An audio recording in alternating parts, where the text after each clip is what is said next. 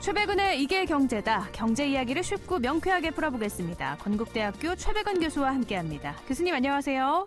예, 안녕하세요. 네, 오늘은 교수님께서 국내 상황에도 큰 영향을 미치는 미국과 중국, 이 두 국가의 경제 이야기를 준비하셨는데 미국 바이든 정부가 들어선 이후에도 여전히 두 국가의 패권 다툼이 계속되고 있어서 교수님께서는 미중 갈등을 넘어서 전쟁이라고까지 표현을 하고 계세요. 예. 네.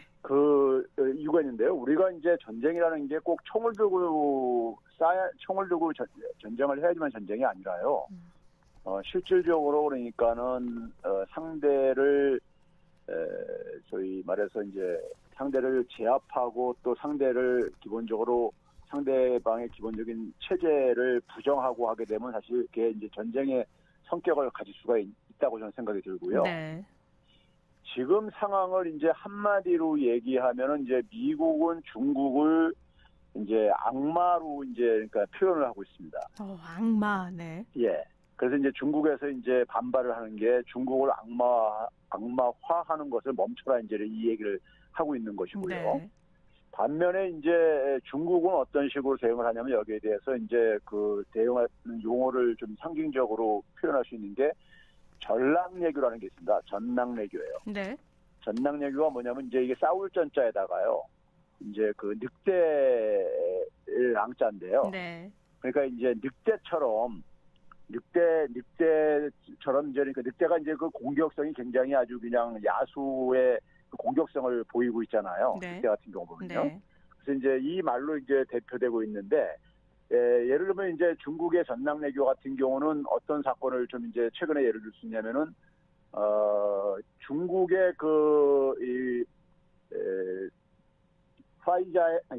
중국의 그 화웨이예요. 네. 화웨이의 그 부회장인 여성 부회장이 미국에서 그러니까는 미국의 이제 어떤 하나의 안보라든가 뭐 이런 정보 비밀들과 관련해 가지고 기소가 됐는데 그 여성분이 캐나다에 지금 이제 그러니까 있다 보니까는 네. 캐나다 국가에서 일단은 그 구금을 하고 있는 상태가 그동안에 쭉 지속됐었어요. 그러다가 이제 최근에 이제 그러니까 미국으로 이제 신변을 넘기겠다고 하다 보니까는 중국에서 거기에 대해 크게 반발을 하면서 중국 내에서 중국에 와서 이제 그러니까는 그 활동을 하는 이제 기업 활동을 하는 캐나다 기업인에 대해서 이제 구속을 하고 또 그다음에 이제 형도 이제 굉장히 무거운 형을 때리고요. 네. 이런 식으로 이제 보복을 이제 하고 있거든요. 그러니까 이제 자기들 이익을 미국이 계속해서 침해를 하고 있고 그다음에 미국은 또 이제 동맹 국가들한테 중국을 공격하는데 같이 이제 그러니까는 보조를 맞추기를 바라는데 네. 보조를 맞추는 국가들은 가만 안 두겠다는 거죠. 중국 입장에서. 그러니까 미국과 함께 길을 걷는 모든 국가들은 중국은 가만히 놔두지 않겠다. 그러니까 그게 전랑외교에 이제 포함되어 있는 그 이제 함축되어 있는 내용인 겁니다. 이 전랑외교가 판다 외교하고 반대되는 거죠. 그렇죠. 그러니까 네. 자기들한테 그러니까는 도전하거나 자기들의 이익에 반하는 짓을 하는 국가들은 가만 안 두겠다 이거죠. 네. 그걸 이제 그러니까는 절대 그걸 이제 그렇게 하는 이유는 그거를 묵과할 경우에는 계속해서 자기들이 이제 그러니까 그 궁지에 몰릴 수가 있고 그러니까요.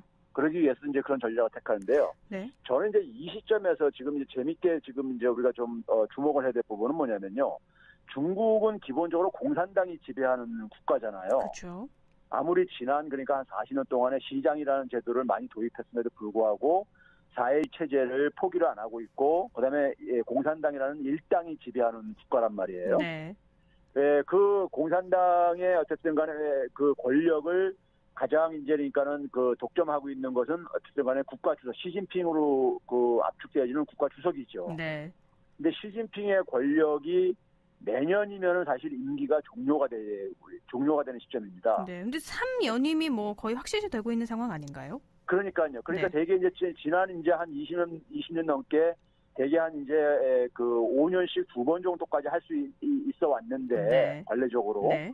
근데 이제 그게 이제 임기가 끝나면서 3년임을 지금 이제 기정사실화하고 네.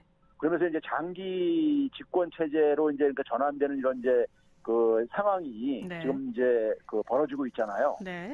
그러면 이 상황 속에서 일단 권력이라는 게 다 그렇지만은 시진핑 입장 속에서는 자기의 권력을 강화하기 위해서는 반대 세력들을 어쨌든 간에 억눌러야 될 게 아니겠습니까? 네. 반발하는 어떤 이런 세력들에 대해서는요. 네네.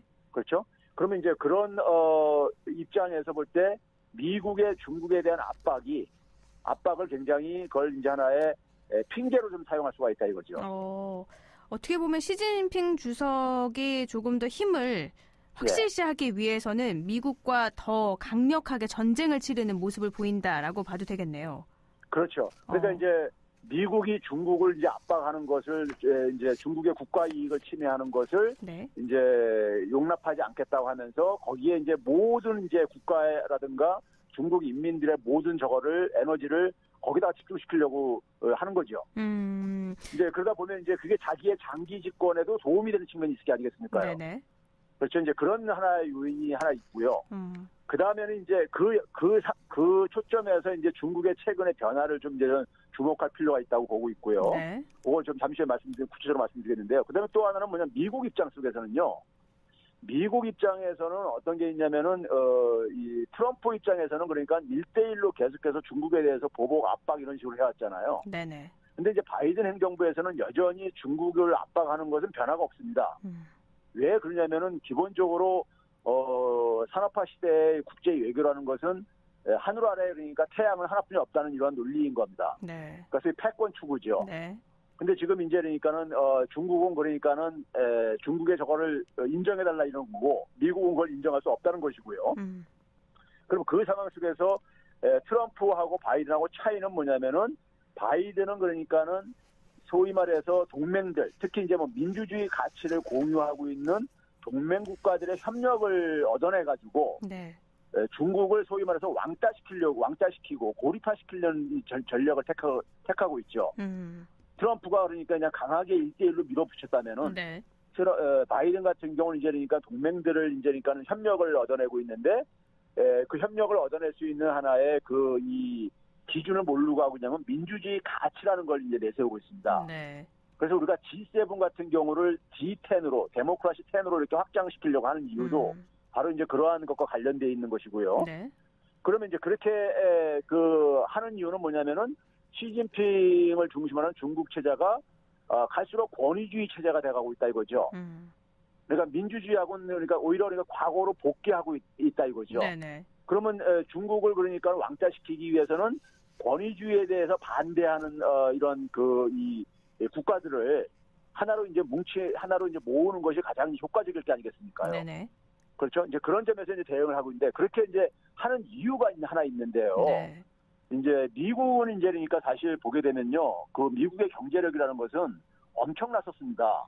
그러니까 이제 그 70년대까지만 하더라도 보게 되면요, 미국의 경제력이라는 것은 거의 그러니까는 그 나머지 한 18개 내지 19개 국가들의 경제력을 다 합친 거를 오히려 넘어설 정도로 미국의 그 경제력은 엄청났었습니다. 그러니까 그 누구도 범접할 수 없는 경쟁력을 갖춘 게 미국이었던 거죠. 예. 그런데 지금 현재 지난해 기준으로 보게 되면 미국의 경제력이 중국하고 일본을 합친 거 정도뿐이 안 돼요, 이제는요. 네. 그러니까 이제 그다음에 중국이 뭐냐면 미국의 한 70% 이상을 지금 넘어서고 있습니다. 경제력을요. 네. 그러니까 지금 무슨 얘기냐면은 미국 혼자서 중국을 그러니까는 제압하기에는 미국도 굉장히 힘에 부치고 있다는 얘기죠. 힘에 부치고 있고 최근에 해외 뉴스를 통해서 많이 접하셨겠지만은 미국이 지금 아프가니스탄에서 철군을 지금 추진하고 있잖아요. 네네. 그 철군을 추진하는 이유가 뭐냐면요, 이 소위 말하는 재정 부담입니다. 지난해 기준으로 그러니까 2조 달러를 그러니까 차입해가지고 투입을 했어요. 그동안에 이라크 전쟁과 아프가니스탄 전쟁에다가요. 네. 여기에 해당되는 이자 비용만 해도 벌써 그러니까 한 1조 달러 가깝게 지금 육박해가고 있어요. 그러니까 이제 이게 이제 그러니까는 미국 입장 속에선 지금 코로나 재난 상황 속에서도 재정을 많이 투입하고 그랬는데 이 해외에다가 그러니까 제국을 유지하기 위해서 그러니까 들어가는 비용이 너무 이제 그러니까 이게 부담스러운 거죠. 네. 그럼 이런 상황 속에서 미국 입장 속에선 과거처럼 혼자 힘으로 그러니까는 자기한테 도전하는 국가를 제압할 수 이제 없는 상황이 돼버린 거예요. 막강한 경쟁력을 과시를 하다가 이제는 예. 이렇게 경쟁력도 다른 나라들이 점점점 추월해 오고 있으니 미국이 20년 만에 이렇게 아프가니스탄 철군도 하고 또 중국과 뿐만 1대1로 다투던 걸 다른 동맹국들과 함께 힘을 합쳐서 중국과 대응을 하고 있는 모양새라고요.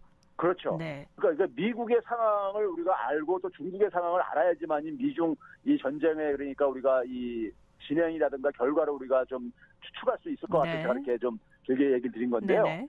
근데 이제 과거에도 이제 우리가 보게 되면 5, 60년대 베트남 전쟁이라든가 뭐 이런 전쟁들 그 이전에 한국 전쟁 같은 경우도 미국이 전쟁을 치렀었는데 네. 그때도 마찬가지로 우리가 전쟁을 치르다 보면은 이제 일시적으로 국가 채무가 급증을 합니다. 네. 국가가 돈을 많이 써야 되니까요. 네네. 근데 그 당시에는 이걸 어떻게 해결을 했냐면요. 그 소위 말해서 상위 부유층들한테 네. 세금을 그러니까는 부과해가지고 이 국가 재정을 해결을 했었어요. 한국 전쟁 당시에는 뭐냐면은 최상위 소득계층한테 92%까지 세금을 부과했었습니다. 네. 베트남 전쟁 때도 한 77%까지 부과를 했었고요. 네. 그러니까 이제 그 얘기는 결국 뭐냐면은 미국의 부유층들이 그러니까는 국가의 어떤 하나의 과제에 대해서 같이 협조를 한 거죠. 근데 이제 2000년대 이후에 아프가니스탄 전쟁과 이라크 전쟁 이후에는요. 오히려 뭐냐면 부자들의 세금을 깎아줬어요. 줄여줬어요. 네. 그러다 보니까는 국가 재정이 굉장히 어려워지고 국가 채무가 급증을 한 거죠. 그러면 왜 과거에는 항상 이렇게 국가가 위기에 처할 땐 부유층에 세금을 부과를 많이 했는데 이번에 2000년대 들어서는 그렇게 하지 않았던 거죠? 그러니까 그게 이제 저는 이제 미국사의 변화라고 생각하는데 중요한요. 네. 미국의 엘리트들이 소위 말해서 과거에는 20세기 때는 그러니까 소위 말해서 우리가 흔히 얘기하는 오블리스 노블리제를 발휘를 했던 거죠. 네. 국가에 대해서 그러니까 자신들의 어떤 의무 같은 걸 이런 것들을 네. 했는데 이게 2000년대 이후에는 그러니까는 그 부유층이나 엘리트층들이 그 국가 공동체 저것보다는 자기 개인의 이익에 집착을 하는 이런 모습이 이제 그러니까 미국 사회의 주요한 저는 변화 중에 하나라고 보고 있고요. 그러니까 모든 전반적인 가치관이 이렇게 바뀐 거군요. 그렇죠. 네. 이제 그러면 그런 상황 속에서 지금 미국 같은 경우 보게 되면 한마디로 얘기를 해서 미국이 지금 국가 채무가 엄청 많이 증가했잖아요. 네. 엄청 많이 증가했는데 어느 정도 증가했냐면은 GDP 대비 132%가 증가했습니다. 네. 이게 이제 그 절대 규모로는 보게 되면 이게 한 28조 달러 되는 규모예요. 네. 미국이 지난해 그러니까 한 21조 달러가 채 안 됐었거든요. GDP가요. 그러니까 한 28조 엄청난 규모죠. 네. 그럼 여기에 대해서 그러니까 원금은 둘째치고라도 이게 만약에 신흥국가 같으면 벌써 외환위기로 터졌던 겁니다. 이게요. 네. 그 정도 그런데 이제 미국은 달러 찍어낼 수 있는 나라다 보니까는 외환위기는 안 터지죠. 네. 그 대신에 뭐냐면 이제 이자 지급 비용이 계속 증가할 게 아니겠습니까요? 네. 근데 이제 금리가 계속 내려갔기 때문에 이자 비용이 그러니까 견딜 수 있는데 그래도 최소한 GDP 대비 한 1.7% 정도를 그러니까는 지금 현재 금리가 바닥인데도 불구하고요. GDP 대비 한 1.7%가 이자 부담을 나가고 있어요. 네. 나가고 있는데 문제는 뭐냐면은 이거를 감당하려면 이론적으로요. 성장률이 이거 이상은 돼야 되는 거예요. 그렇잖아요. 네. 우리가 예를 들어서 개인이 그러니까 내가 예를 들어서 이자를 그러니까 1년에 1,000만 원씩 갚는데 돈을 버는 게 만약에 내가 1년 동안에 1,000만 원 이상을 못 벌게 되면요. 그렇죠. 그럼 마이너스죠. 자기 소득이 줄어드는 거잖아요. 그러니까요. 네. 그렇죠? 이제 그런 점에서 이제 그러니까는 성장률이 그러니까 최소한 이거 이상을 그러니까 유지를 해야 되는 거예요. 그런데 이제 문제는 뭐냐면은 미국 내에서 의회라든가 이런 데서 아니면 연준에서 추정하기를 한 2025년 이후가 되게 되면은 한 미국의 경제 성장률이 한 1.8% 정도 뿐이 이제 유지를 못한다. 이런 이제 전망들을 하고 있어요. 네. 그러니까 이제 거의 이자 부담하고 거의 같아지는 선에 도달하는 거죠. 네. 그럼 이게 이제 그러니까는 시간이 그러니까 얼마 안 남았다고 하는 이유가 바이든 행정부가 지금 그러니까 2024년까지 적으니까요. 시간이 얼마 안 남은 거예요. 중국하고 경쟁할 수 있는 시간이요. 그러니까 급격하게 늘어난 채무를 감당하기 위해서는 경제 성장률을 끌어올려야 되는데 지금 미국 그렇죠. 사정이 그렇지 않기 때문에 중국과 더욱더 치열한 전쟁을 치러서라도 경쟁력을 높여야 된다는 거군요. 그렇죠. 거기다가 이제 미국의 소위 말해서 그 애플이나 구글 같은 소위 이제 21세기에 이제 우리가 맹활약을 하고 있는 플랫폼 기업들이요. 네. 2010년대 중반 이후부터 혁신이 정체되고 있어요. 네. 정체를 보여주고 있어요. 그러다 보니까는 이 미국의 장기 성장률도 그러니까는 그 활력을 되찾기가 쉽지 않게 이제 많은 전문가들이 전망을 하고 있는 겁니다. 네. 그런데 이게 이제 뭘 의미하냐면요. 옆에 나라인 일본을 우리가 이제 이걸 참고를 하게 되면요. 이게 이제 일본이 굉장히 국가 채무가 높은 나라잖아요. 네네. 유명하잖아요. 네. 근데 일본이 2017년까지만 하더라도 이 소위 말해서 경제 성장률이 일본도 마찬가지로 그 재정 부담에 따른 이자 지급액이 매년 있을 게 아니겠습니까요? 네. 거기도 제로 금리, 심지어 마이너스 금리임에도 불구하고 GDP 대비 한 1.6% 이상을 그러니까 이자 비용을 나가고 있어요. 네. 이번에 올림픽을 하면서도 굉장히 이 부담을 느꼈던 이유가 올림픽을 통해서 이익을 본 게 아니라 막대한 손실을 보는데 그 손실을 가지고 도쿄하고 중앙정부하고 누가 그걸 부담할 거냐, 서로가 그걸 부담 못하겠다고 이렇게 하는 겁니다. 그럴 정도로 그러니까 굉장히 재정의 압박이 심해요. 네. 일본도요. 네. 그런데 2018년도부터 지난해까지 계속해서 이자 부담은 GDP 대비 1.6%에서 변화가 없는데 성장률이 지금 그러니까 2019년부터는 마이너스로 떨어지고 있는 상태예요.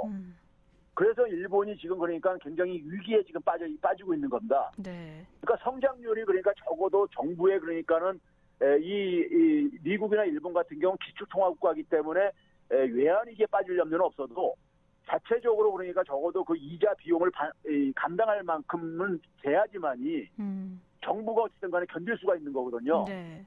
근데 이제 그게 이제 그러니까는 일본 같은 경우는 지금 이제 그게 사실 이제 그 무너지기 시작하고 있는 거고요. 네. 미국은 이게 이제 한 5년 정도 남았다 이거죠. 시간이요. 그러니까요. 네. 그러면 이 상황 속에서 미국은 굉장히 초조할 수밖에 없는 거죠. 그러니까 이제 4, 5년 내에 그러니까 중국을 제압을 해야 되고. 네. 그렇죠? 근데 이제 문제는 뭐냐면 중국이 이걸 알아요. 중국이 미국의 상황을 압니다.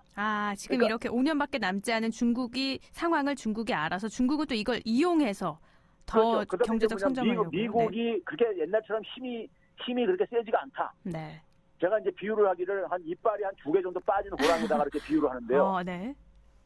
이제 뭐 이빨이 이제 송곳니는 아니라 하더라도 뭐 앞니가 됐든 간에 왜 그러냐면은 2000년대 들어와가지고 금융위기 한번 겪었죠. 네. 미국이요. 그다음에 코로나 재난 겪으면서 미국의 국가 채무가 그러니까 급증을 한 거예요.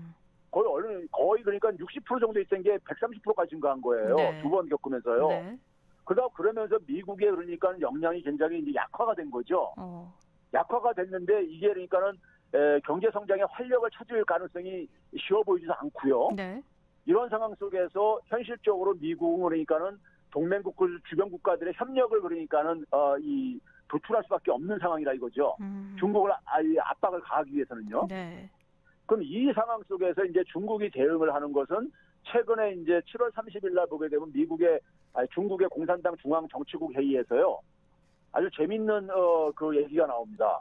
중국은 국가 독점 자본주의로 전환한다. 이런 얘기가 나와요. 네. 이게 사실은 국가 독점 자본주의라는 것을 올 초까지만 하더라도 보게 되면 금융당국의 인민은행 은행장이 중국은 국가 독점 자본주의가 아니라고 대외적으로 표명했던 얘기인데 이거를 그러니까 완전히 그 정면으로 한 6, 7개월 만에 부정을 하는 이런 이게 나온 거예요. 문건이요. 네. 나왔는데 그러면 이건 결국 이걸 얘기하면서 무슨 얘기를 하냐면 이런 얘기합니다.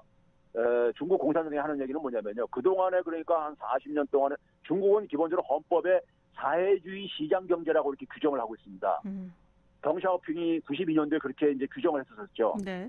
그러면서도 뭐냐면은 성장을 하기 위해서 시장에다가 방점을 찍고 그동안에 쭉 경제를 끌어올렸던 거예요. 네. 그런데 시진핑이 볼 때는 뭐냐면은 그렇게 해가지고 결과적으로 우리가 G2까지는 됐다 이거예요. G2까지 됐는데 문제는 뭐냐면은 이 빈부격차가 굉장히 심해졌다 이거예요. 네. 빈부격차가 굉장히 심해졌기 때문에 이제는 사회주의 시장 경제에서 시장은 유보를 하고 사회주의를 강화해야 되겠다 이거예요.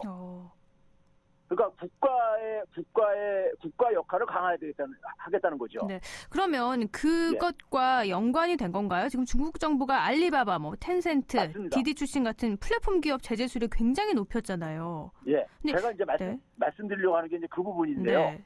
그러니까 이제 그러면서 이제 이 빈부격차 문제를 들고 나오게 되면은 시진핑 입장 속에서는 일시적으로 빈부격차를 이렇게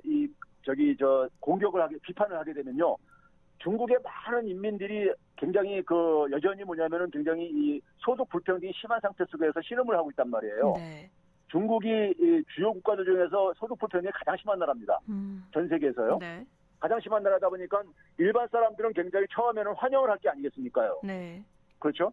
그런데 이제 문제는 뭐냐면 이게 이제 그러니까는 구호로만 되는 건 아니잖아요. 그렇죠. 그렇죠? 그래서 이제 시진핑 입장 속에서는 자기의 권한을 강화시키는데 이 사회주의 강화하는 게 도움이 된다고 생각을 하는 거예요.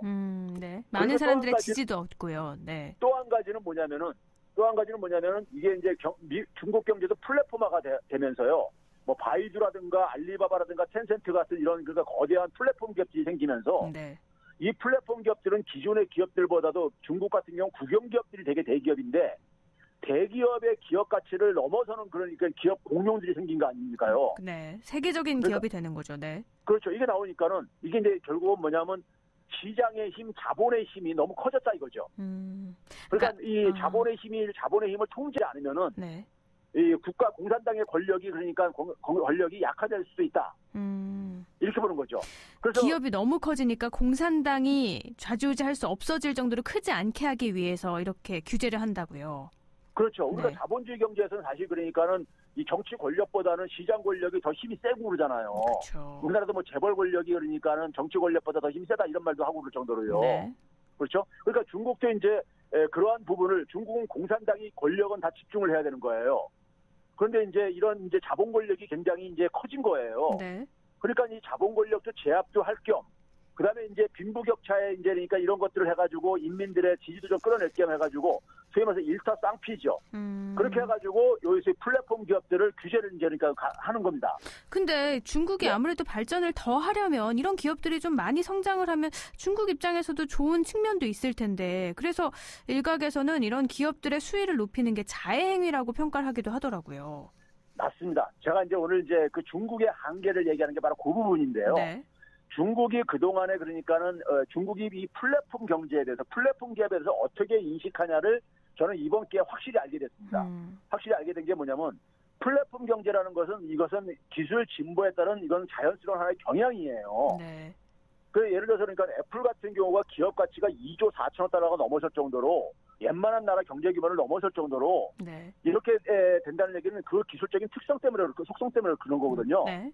그럼 이 부분이 물론 많은 부작용을도 야기하고 있지만은 이 부분을 부정하기에는 네. 이걸 부정한다는 얘기는 기술 발전 진보의 방향을 부정하는 거거든요. 네.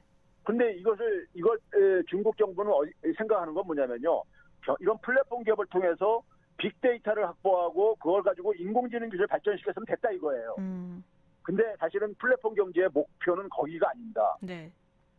그 빅데이터를 확보한 걸 가지고 새로운 그러니까 시장들, 새로운 이 소위 말해서 새로운 사업들을 만들어내겠다는 거예요. 네. 그 데이터를 활용들을 해가지고요. 그러면 이제부터가 사실은 시작인데 그래서 그걸 가지고 우리가 흔히 스마트 모빌리티 솔루션이라는 부분을 많은 이제 플랫폼 기업들이 강조를 하고 있거든요. 네.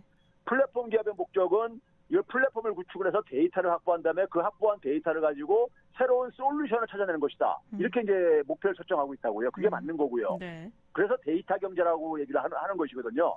근데 중국은 뭐냐면 여기서 이제 됐다 이걸 선을 그은 거예요. 그러면은 그 다음 그러니까 플랫폼 경제가 가야 되는 것을 포기한다고 지금 생각할 수밖에 없는 것인데 네. 그랬을 때 그러면 거기에 대한 대안으로 제시하는 게 뭐냐면은 중국은 제조업을 강화시키겠다. 제조업 강화는 옛날부터 얘기했었죠. 네. 그러면서 중소 강소기업을 육성하겠다.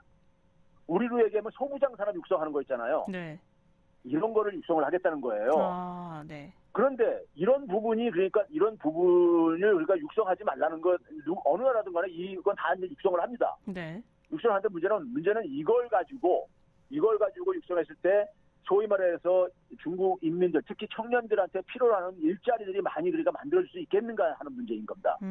네. 그게 일자리가 만들어져야지만이 빈부격차는 해소가 될 수 있는 거거든요. 그렇죠? 네. 네. 근데 이제 중국의 지금 상황을 상징적으로 보여주는 용어가 하나 있는데요. 그 용어가 뭐냐면은 중국의 이 젊은 사람들, 소위 말해서 우리나라로 하면 MZ세대라고 해가지고 80년대 이후생들이 쓰는 용어 중에 보면 네이지엔이라는 말을 하고 탕핑이라는 말이 있습니다. 네. 네이지엔이라는 게 뭐냐면 이게 이제 우리 한자로는 내권이라는 건데 영어로는 인볼루션인데요. 네. 우리가 이제 진화라는 거를 우리가 이볼루션 바깥으로 이제 우리가 이렇게 팽창해 나가는 걸 이제 우리가 진화라고 얘기를 하는 반면에 이건 인볼루션은 안으로 이제 그러니까 이게 감아 들어가는 거거든요. 네네. 그런 점에서는 이제 그러니까 이게 발전이 난 거죠. 좀 비유해서 표현하자면 이런 거예요. 자, 8시간 일을 해가지고 수입을 800위안을 벌고 있어요. 네. 800위안을 벌면 1시간당 100위안을 벌고 있는 거잖아요. 네. 근데 800위안 가지고는 좀 생활하기 힘들어. 그래서 자기는 생활을 최소한 하려면 한 1000위안이 필요해요. 네. 근데 1000위안을 만들려다 보니까 8시간에서 12시간 정도, 4시간은 더 일을 해야 되겠더라 이거예요. 네. 왜 조울 일자리가 없다 보니까요. 네? 추가 일자리를 하더라도 구하는데 그만큼 이제 임금이 떨어진다 이거죠. 네. 투잡을 하려면요. 네. 그렇게 됐을 때는 1시간당 그러니까 수입은 100위안 이하로 떨어지는 거잖아요. 네, 그렇죠. 12시간 가지고 1000위안 만든 거니까요. 네네. 그러니까 이런 상황이 지금 중국의 지금 사회적인 분위기를 나타내주는 하나의 대표적인 용어이거든요. 네. 그래서 중국의 젊은 사람들이 뭐냐면은 탕핑족이라는 얘기를 쓰고 탕핑주의를 얘기를 해요. 탕핑족. 네. 탕핑이 뭐냐면은 우리 그 일본의 옆에 나라인 일본의 20, 30대를 가지고 사토리 세대라고 우리가 얘기를 하거든요. 네. 사토리가 득도했다. 그러니까 세상에 그러니까는 모든 것에 대해서 다 이제 욕심도 버리고 그러니까 최소한의 그러니까 이런 이 생활만 안민낙도하며 살겠다. 다르게 보면 의욕 상실이네요, 뭐. 그렇죠. 네. 그렇게 하는 이유는 뭐냐면은 어떤 꿈과 꿈을 가져봤자 어차피 달성될 게 아니기 때문에 지난 30년 동안에 일본을 보니까 변화가 없더라 이거예요. 네. 그럼 앞으로도 변화가 없을 가능성이 크다고 생각하는 거죠. 네. 그러면 괜히 그러니까 쓸데없이 그러니까는 뭐 욕심을 부려봤자 괜히 희망 고문만 되고 그래서 이제 거기에 이제 적응을 하는 거죠. 그게 이제 사토리 세대를 이제 특징인데 중국의 탕핑족이 바로 뭐냐면 중국판 사토리인 거예요. 네. 이게 뭐냐면 탕핑이란 뜻이 뭐냐면은 힘들게 일할 필요 없고 최소한만 벌어가지고 그리고 그다음에 뭐냐면은 그냥 이 건강 해치지 않으면서 그냥 편하게 그냥 적당히 살자 이거예요. 경제 활동을 열심히 해야 되는 그 연령대의 사람들이 모든 걸 다 포기하고 그냥 적당하게 정말 살아갈 수 있을 정도의 생활만 계속 유지하겠다라는 게 탕핑족이잖아요. 예. 이 탕핑족이 늘어나는 건 그만큼 중국 경제에는 악영향일 거고. 그런데 문제는 뭐냐면 플랫폼 경제를 이걸 억압하고 네. 그 대안으로 가는 것이 이 탕핑족 청년들의 이 절규를 해결할 수 있는 거냐 이거예요. 문제는요. 네. 이거 해결 안 되게 되면은 중국이 이번에 이제 그러니까는 뭐 게이머뿐만 아니라 사교육 시장도 굉장히 규제를 했잖아요. 사교육 금지요. 네. 그렇죠? 우리나라 사교육 금지 우리도 한번 해본 적 있잖아요. 전두환 시대 때요. 네. 그 당시 이제 사교육 금지한 다음에 결과는 어떻게 됐습니까요? 나중에 그러니까 암 사교육 시장, 암 시장이 그러니까 거되면서 비밀 과외 교습이 다시 또 부활하면서 네. 이게 이제 결국은 그 사교육 금지가 유명무실하게 돼버렸잖아요. 네. 그렇죠? 그런 것처럼 중국도 마찬가지로 사교육을 시키는 사람들은 부모들이 교육열 때문에 사실 시키는 거 아니겠습니까? 자녀에 대해서요. 네. 그렇죠? 그러면 자기 자녀 그러니까 더 많이 투자를 해가지고 좋은 대학 가게 보내겠다고 하는 것은 막을 수가 없는 거거든요. 사실은요. 본능적으로요. 그렇죠. 그러면 이런 방식으로 하는 것이 그 순간에는 그러니까 잠깐 그러니까는 그 사회에 그러니까 지지를 받을지 모르더라도 이게 지속이 가능한 게 아니라 이거죠. 이게 뭐 플랫폼 기업 제재나 사교육 시장 규제에 대한 얘기가 다 어떻게 보면 우리 속담이 구더기 무서워서 장목 담그냐 뭐 이런 게 생각이 나요. 그렇죠. 지금 당장 눈앞에 있는 것들을 공산당이 더 많은 권력을 갖기 위해서 이걸 막으면 결과적으로 이게 좋은 영향을 미칠 것인가 이게 과연 의문점이 되는데 여기서 중요한 건 우리나라는 이 미중 전쟁 속에서 어떻게 생존해 나가야 될지 이것도 알아봐야 되지 않을까요? 네. 저는 그래서 중국이요. 미국의 압박 때문에 굴복하는 일은 절대 없을 거라고 보고요.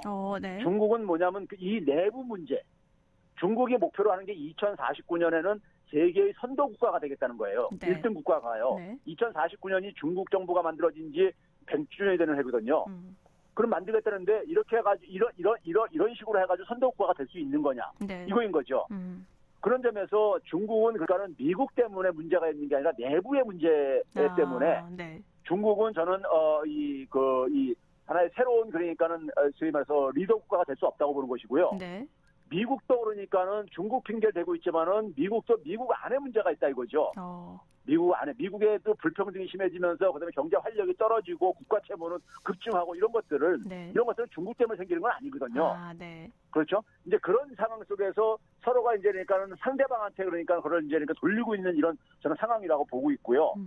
그러면 이 상황 속에서 이제 우리죠. 이제 우리 말씀하셨듯이 우리 문제인데, 자, 미국은 우리한테 결국은 뭐냐면 중국 압박에 동참해달라는 거 아닙니까요? 그렇죠. 그렇죠. 근데 반면에 중국은 뭐냐면은 미국에 동참을 해가지고 중국을 압박을 하게 되면은 전략내교로 보복하겠다는 거 아닙니까? 우리한테요. 네. 그렇죠? 그러면 이런 상황이 그냥 방치가 되는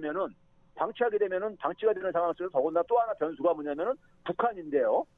북한 입장 속에서는 지금 뭐냐면 북한도 굉장히 갈수록 어려워지고 있거든요. 네. 그러니까 북한은 빨리 북미 문제를 미국과 간의 협상을 타결해 보고 싶은 거예요. 자기들 생존을 위해 가지고요. 네. 그런데 미국이 적극적으로 안 나와줘요. 그러면 이제 그러니까는 이 미중 간의 이런 싸움 속에서 북한은 자신들의 생존을 유지하기 위해서 중국 편에 들 수가 있죠. 네. 그러면 한반도에 북한은 중국 편 들고 남한은 미국 편 들고 하게 되면은 한국과 북한은 그러니까는 미중 싸움에 그러니까 하나의 소모품을 전락할 수가 있다 이거예요. 피해는 우리가 볼 수 있겠네요. 네. 그렇죠. 네. 아무래도 그러니까 이 동북아에서 그러니까는 이 갈등이 극대화될 테니까요. 네. 그렇죠. 그러면 이런 악순환을 우리가 막아야 되는 것이고, 네. 소위 말하는 신냉전의 최전선이 한반도가 되는 건 피해야 된다 이거죠. 아, 네. 그러면 이 상황 속에서 우리가 선택해야 될 건 뭐냐? 저는 5월달에 한미 정상회담이 그러니까 하나의 중요한 거의 키워드가 있다 이렇게 보는데요. 네. 자, 미국 입장 속에서는 지금 우리가 지난 5월달에 한미 정상회담에서 처음으로 한미 간의 관계를 파트너십으로 규정을 했습니다. 네. 파트너십이라는 것은 뭐냐면 수평적인 관계를 인정을 해준 거예요. 한미 간의 관계를 가지고 과거 실질적인 관계였었는데요. 네. 그래서 이제 그런 점에서 굉장히 중요한 변화인 건데, 그러면 그 상황 속에서 미국이 우리가 한반도 문제를 한국이 주도해서 그러니까는 풀어갈 수 있는 이런 이제 그러니까는 것을 확보하는 게 가장 최선책이죠. 네. 우리나라가 주도해서 이렇게 북한과의 또 미국과의 관계를 좋게 유지하고 또 중국과의 갈등에도 휩싸이지 않게 해야 될 것 같네요. 그렇죠. 이거 아니면 그러니까 우리가 아까 전자처럼 그러니까 우리가 신냉전에 그러니까 최전선에 서게 되면 이건 저는 퍼펙트 스톰이라고 봅니다. 네? 그러면 우리가 이건 굉장히 비극적인 결과가 올 수 있는 것이고요. 우리는 이건 선택의 문제가 아니라 이거는 우리가 반드시 해결해야 될 하나의 과제이고, 적어도 차기 정부는 이 문제에 있어서 그러니까는 리더십을 보여줘야 된다고 저는 생각합니다. 네, 알겠습니다. 오늘 말씀 여기까지 듣죠. 고맙습니다. 네, 감사합니다. 최백은의 이계경제다 건국대학교 경제학과 최백은 교수와 함께했습니다.